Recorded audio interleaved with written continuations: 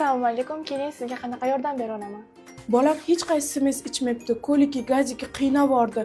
Shunga qanaqa smes tavsiya berasiz? Ha, albatta, men sizga bera olaman. Hozirgi vaqtda onalarning eng sevimli bo'lgan kashasi babuni tavsiya qilaman.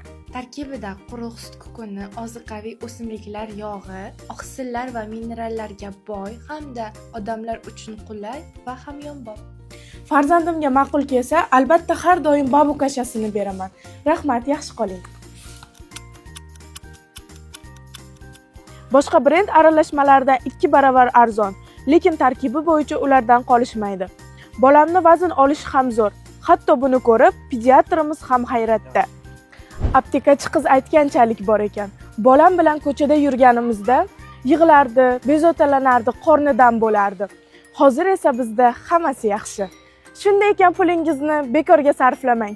Kerakli va foydali narsalarni arzonroqqa ham olsangiz bo'ladi. Babo O'zbekistonga obuna bo'ling.